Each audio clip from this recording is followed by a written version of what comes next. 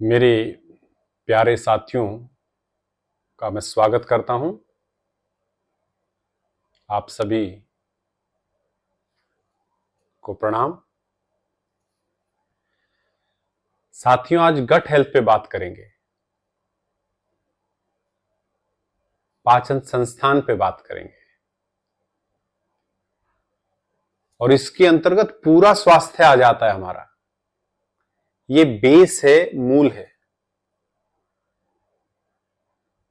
व्यक्ति परेशान रहता है कि मेरा इम्यून सिस्टम, रोग से लड़ने की शक्ति, सामर्थ्य कम है और बहुत सारी परेशानियां स्वास्थ्य से जुड़ी आकर हमें घेर लेती हैं। पाचन संस्थान की बात करें, गट हेल्थ की बात करें, हमारा आमाशय पूरा काम कर रहा है नहीं कर रहा है, हमारी आंतें पूरा काम कर रही हैं नहीं कर रही हैं, और हमारी आंतों में जो माइक्रोबायोम्स हैं, जो एक तरह से हमारे बहुत मजबूत मित्र साथी हैं, वो स्वस्थ अवस्था में है कि नहीं है, इस पे हमारा पूरा स्वास्थ्य शरीर के स्तर पे तो है ही, और बहुत अवस्था में मन के स्तर पर भी प्रभावित होता है। पाचन कमजोर है, कब्ज रहता है, एसिडिटी बन जाती है, गैस्ट्रिक ट्रबल बनती है, बहुत सारी डकारें आती हैं, अफारा सा महसूस व्यक्ति करता है और शरीर में हरारत सी बनी रहती है, एनर्जी नहीं रहती, और फिर इसका परिणाम सिर भारी होने लग गया है, शरीर में भारीपन महसूस कर रहे हैं, खाया पिया शरीर को लगता नहीं, अथवा खाया पिया कम है तो भी शरीर फूलता जा रहा है। तो क्या करें? गट हेल्थ को स्वस्थ करने का साथियों बहुत बहुत बहुत सरलतम विधि से, नेचर की हीलिंग प्रोसेस से, बहुत इजी टू डू कुछ प्रक्रियाएं हमें, मैं मानता हूं, करनी चाहिए। शरीर का शोधन हो, शरीर का सही से पोषण हो और शरीर का सही से संतुलन है तो हम स्वस्थ हैं। और यदि तीनों में से जहां भी कोई मिस हो जाएगा तो वहीं से हम उलझते चले जाएंगे, शारीरिक और मानसिक परेशानियों में लिपटते चले जाएंगे। और छोटी सी बात कहते हैं गट हेल्थ, लेकिन छोटी नहीं है। यदि आपकी गट हेल्थ वास्तव में हेल्दी है तो आप स्वस्थ हैं, और जो हेल्दी नहीं है तो हम स्वस्थ नहीं होते हैं। क्या करें? सीधा समाधान पे बात करेंगे साथियों कि नेचर में, प्रकृति में, स्वस्थ जीवन शैली में हम क्या कर सकते हैं, क्या करना चाहिए। आंतों में सूजन हो जाती है, इन्फ्लेमेशन है, और जानते इन्हीं का परिणाम है कि ब्लड प्रेशर स्वस्थ नहीं रहता, डायबिटिक व्यक्ति हो गया है, माइग्रेन हो गया है, नींद अच्छी नहीं आती है, अनिद्रा रहती है, या इतना आलस है कि शरीर टूटा और भरा रहता है नींद के साथ। हमें बहुत सारे ऑटो इम्यून डिजीजेस, जोड़ों के दर्द हैं, हॉर्मोन्स के डिसऑर्डर्स हैं, और भयंकरतम वो रोग, वो परेशानियां जिनके नाम से भी भय लगता है, और जो इस समय पूरे संसार में बहुत तेज गति से कैंसर आदि के रोग बढ़ रहे हैं। तो साथियों, हमें स्वस्थ जीवन पे काम करना चाहिए, स्वस्थ खान पान पे काम करना चाहिए, स्वस्थ और श्रेष्ठ जीवन शैली पे काम करना चाहिए। यदि हम वैसा कर लेते हैं तो मेरा ऐसा मानना है कि शरीर को स्वस्थ रखा जा सकता है, कहीं उलझ गए हैं तो स्वस्थ किया जा सकता है, और अपने बेस को, अपनी गट हेल्थ को अच्छा बना लेंगे तो हम आनंद के साथ प्रसन्नता और मस्ती के साथ अपने जीवन के समस्त लक्ष्यों को श्रेष्ठता के साथ पूर्ण कर सकते हैं। सीधा हम लक्ष्य पे बात करते हैं। आज जिस उद्देश्य से आपके बीच में आया हूं, साथियों, कुछ छोटे छोटे से प्रोसेस हमें दिनचर्या में ऐड कर लेने चाहिए। नेचर में एक प्रोसेस कहलाता है जिसको कहते हैं कटी स्नान करना। कटी स्नान का मतलब सरल सहज कर देते हैं। घर पे एक टब लीजिए, बड़ा सा खुला सा टब लीजिए और उसमें ताजे पानी को भर लीजिए। ठंडे पानी को टब में भरा और अब उस टब में आप आराम से बैठ जाइए। मौसम का ध्यान रखना होगा। यदि ठंड है तो आप इस ट्रीटमेंट को, इस प्रोसेस को नहीं कर सकते हैं।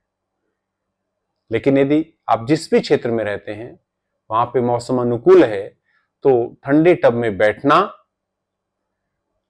नाभि तक पेट डूब जाए, नाभि से 4-5 इंच, 4-5 अंगुल ऊपर तक भी पानी आए चलेगा, लेकिन जो हमारे रिब्स हैं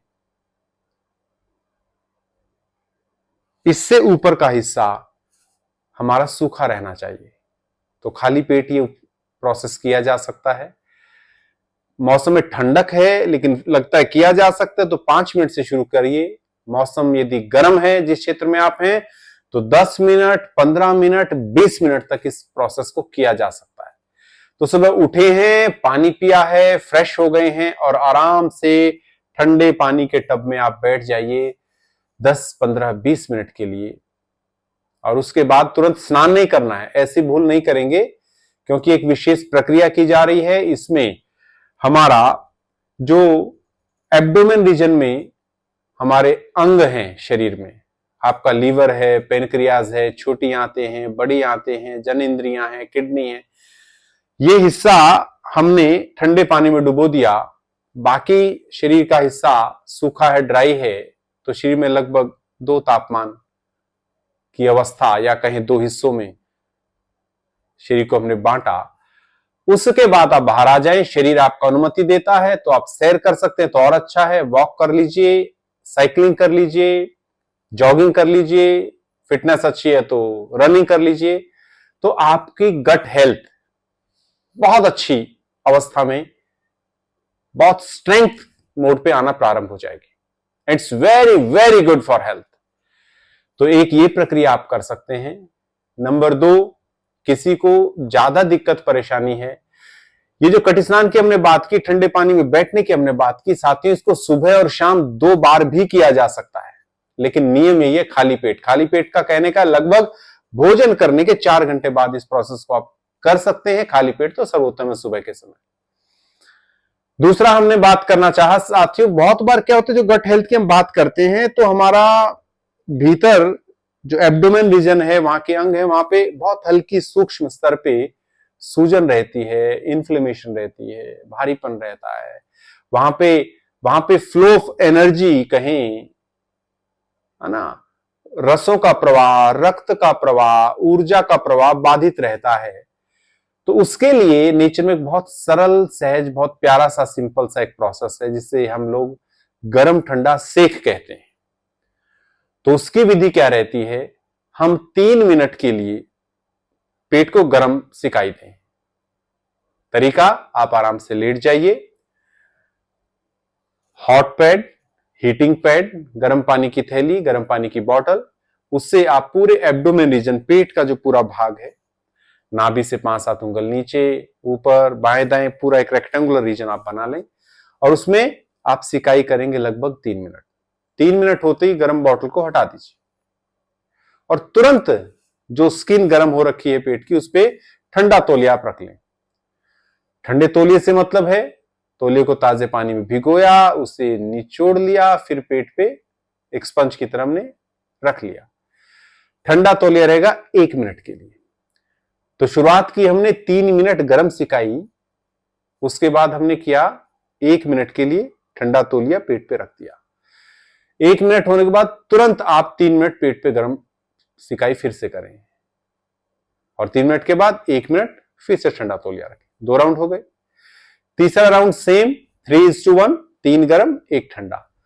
चौथा फाइनल राउंड है, इसमें साथियों 3 मिनट गर्म सिकाई करिए और ठंडा तौलिया भी 3 मिनट के लिए रखेंगे, अर्थात 3:1, 3:1, 3:1 और फाइनल राउंड 3:3, मतलब 3 मिनट गर्म और 3 मिनट ठंडा।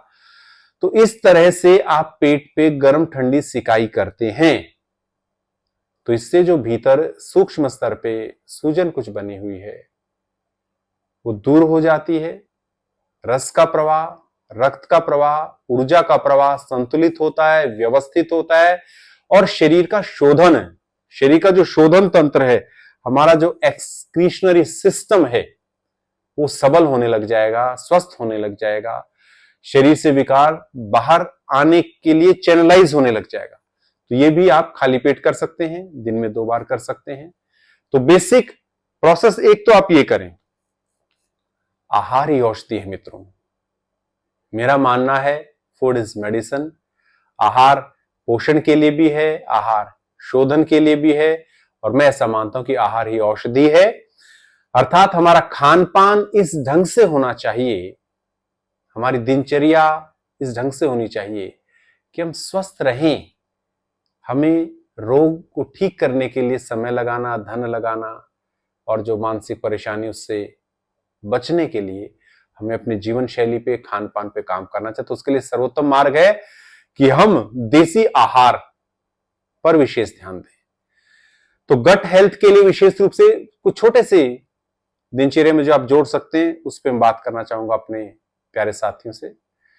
आप नियम थोड़ा सा बनाइए, सुबह उठे, पानी पिया, फ्रेश हो गए, राइट। भोजन में सुबह के समय पहला आहार रसाहार यदि आप कर सकते हैं, आपको अनुकूल रहता है तो बहुत बढ़िया है। ग्रीन जूस, मौसम की जो सब्जी है, जैसे सर्वोत्तम, इजी टू डाइजेस्ट है, हम बात करें लौकी है, लौकी को आप लें, अच्छी सी मात्रा में लेनी पड़ी कच्ची लौकी, साथ में हरा धनिया, थोड़ा पुदीना, छोटा टुकड़ा आप अदरक का डाल सकते हैं, छोटा टुकड़ा कच्ची हल्दी का डाल सकते हैं। कड़ी पत्ते यदि आपके पास अवेलेबल हैं तो 15, 20, 25 कड़ी पत्ते उसमें डाल लीजिए और इसका रस निकाल लीजिए। 1 गिलास रस हो गया, छान लीजिए। अब इसमें भुना हुआ जीरा डाल सकते हैं, काली मिर्च का पाउडर डाल सकते हैं, अनुकूल रहता तो थोड़ा नींबू डाल सकते हैं और एक ग्रीन जूस, दिन की शुरुआत इससे आप प्रारंभ कीजिए। ये शरीर का शोधन भी करेगा और ये न्यूट्रिशन का भंडार है, ये बहुत पावरफुल है, बहुत पौष्टिक है और इससे आप अपनी गट हेल्थ बहुत अच्छी बना सकते हैं। उसके बाद हम बात करें, दिन में 2 बार 3 बार हमें अच्छा भोजन लेना चाहिए। साथियों, भोजन में प्रयास करिए हम देसी आहार की तरफ बढ़ें। देसी आहार से कहना है देसी अनाज की तरफ बढ़ें। देसी अनाज से मेरा मतलब है, जैसे हमारे, यदि हम भारत की बात करें तो हमारे भोजन में क्या है? गेहूं, गेहूं की बनी चीजें, चावल, चावल की बनी चीजें। यदि हम इन दोनों चीजों से मुक्ति पा सकते हैं, यदि इन दोनों चीजों को अपने डाइट्स में आप रिड्यूस कर सकते हैं, यदि इसे के स्थान पर देसी और अनाज को ऐड कर सकते हैं, तो समझ लीजिए बहुत तेज गति से आप अपने रोगों से बाहर भी आ सकते हैं और अपनी गट हेल्थ बहुत अच्छी बना सकते हैं। पूरा स्वास्थ्य आपका और सुधार अच्छे अवस्था में लौटेगा। तो मेरा कहने का भाव है साथियों से, देसी अनाज की हम बात करें, आप अपने भोजन में जो आप चपाती लेते हैं, आप जौ के आटे की रोटी लीजिए, आप जई ओट्स के आटे की रोटी लीजिए, आप मिलेट्स का प्रयोग कर सकते हैं, जैसे सर्दियों में बाजरे का प्रयोग करते हैं। तो बाकी पूरे 12 महीने की हम बात करें तो उसमें देसी जो अनाज हैं, मिलेट्स जो हैं, उसका आप सेवन कर सकते हैं। हम सबको, और मैं मानता हूं इस पीढ़ी को और आने वाली पीढ़ियों को बहुत आभार व्यक्त करना चाहिए, साधुवाद, धन्यवाद देना चाहिए डॉक्टर खादर वली जी का, जिन्होंने बहुत सुंदर रिसर्च की है। जो श्री धान्य के नाम से उनका फेमस है 5 अनाज, वास्तव में अति प्रशंसनीय है। उनमें जो फाइबर की मात्रा है, वाटर सोल्यूबल, भी जो फाइबर उसमें है वास्तव में शरीर के सभी अंगों में हर कोष तक पहुंच करके जो शोधन करने का उसका विशेष सामर्थ्य है, पोषण के साथ साथ वो अनुपम है। और मेरा भी ऐसा मानना है कि उस देसी आहार पे यदि हम सब बढ़ते हैं तो शरीर को बहुत सुंदर निरोगी काया बनाई रखी जा सकती है, दीर्घायु प्राप्त की जा सकती है।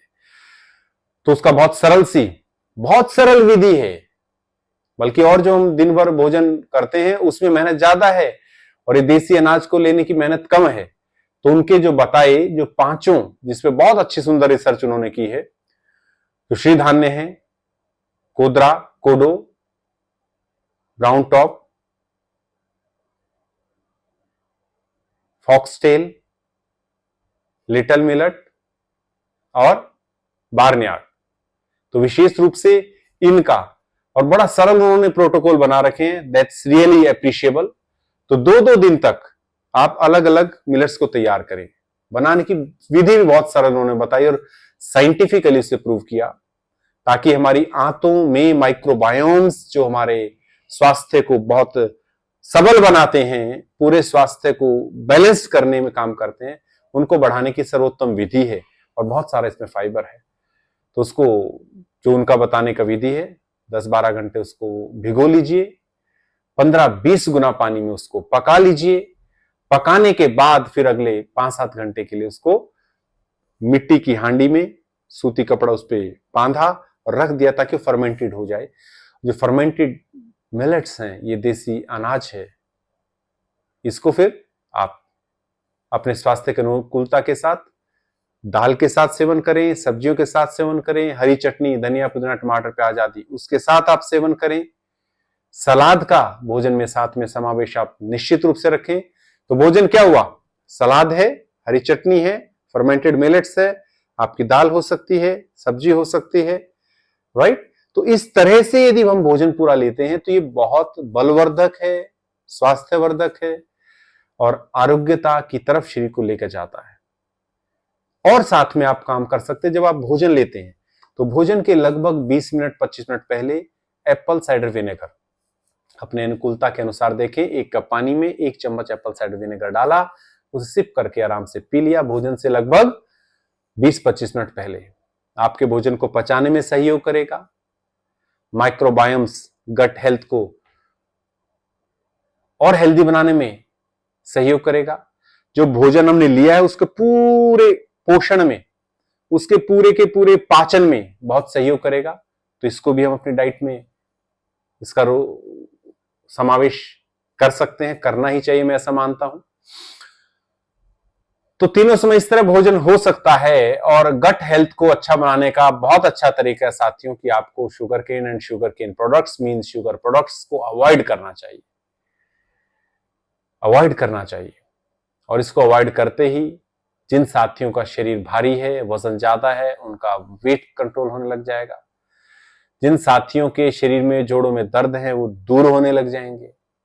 जिन साथियों के हार्मोन्स में डिसऑर्डर हैं वो बैलेंस होने लग जाएंगे। किया क्या? केवल भोजन परिवर्तन। तो नेचुरल जो प्रोसेस की बात की वो आप अपने दिनचर्या का हिस्सा बनाइए। भोजन को नेचुरल बनाने का आप प्रयास कीजिए।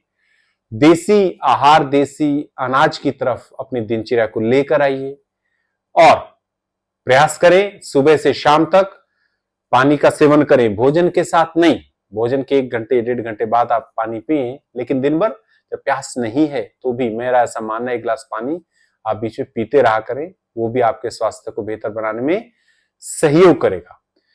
तो हमने कुछ नेचुरल प्रोसेस की बात की साथियों, कुछ आहार की बात की, लेकिन जानते हैं बिना मन को स्वस्थ किए शरीर को स्वस्थ करना बेमानी हो गई, मेरा ऐसा मानना है।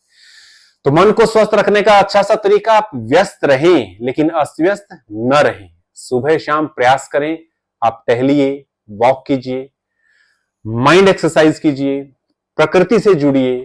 कुछ समय के लिए दिनचर्या से अपने आप को सारी उलझनों से, थॉट प्रोसेस से ब्रेक करके आप प्रकृति की शरण में जाइए, प्रकृति को देखिए।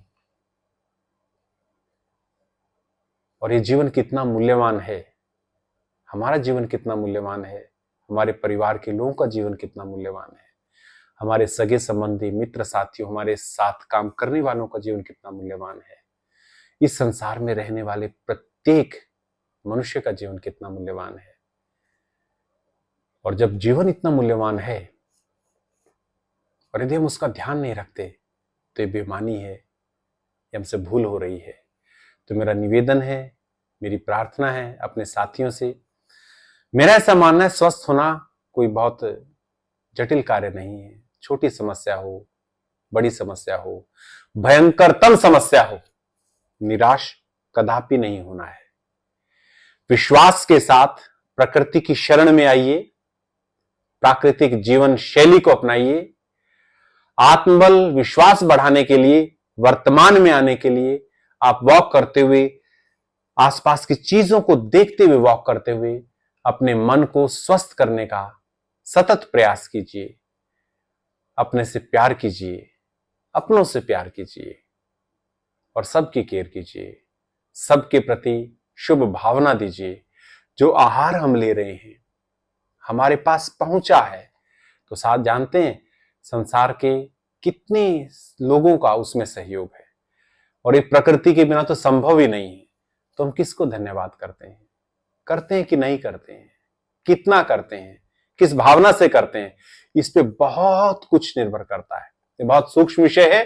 भविष्य में अवश्य इस पे आपका हेल्प करने के लिए हम पहुंचेंगे, लेकिन फिर भी मैं कहना चाहता हूं कि संसार में डायरेक्ट या इनडायरेक्ट, प्रत्यक्ष या परोक्ष, जिस भी व्यक्ति से हमें हेल्प मिलती है, सहयोग मिलता है, स्पेसिफिकली अभी जो हमने बात की, भोजन की मैं बात कर रहा हूं, उन किसान भाइयों को, उन मजदूर भाइयों को, उन संसार में डायरेक्ट इनडायरेक्ट जिन्होंने भी मेरे थाली तक भोजन को भेजने में, पकाने में, परोसने में और उसको उपज कराने में जिसका भी सहयोग किया, सबका आभार करते हुए, सबका धन्यवाद करते हुए, प्रकृति का धन्यवाद करते हुए, उस विश्व की, ब्रह्मांड की विशेष शक्ति का आभार, धन्यवाद व्यक्त हुए, शुभ कामनाएं संसार को देते हुए, फिर यदि आप भोजन ग्रहण करेंगे तो भोजन भोजन नहीं रहेगा। मेरा ऐसा मानना है वो प्रसाद बन जाएगा और जो प्रसाद है वो आरोग्यता में सहयोग करेगा। तो आपसे निवेदन है, आपसे प्रार्थना है, स्वास्थ्य का ध्यान रखिए, खूब अपने से प्यार करिए, सबकी केयर करिए।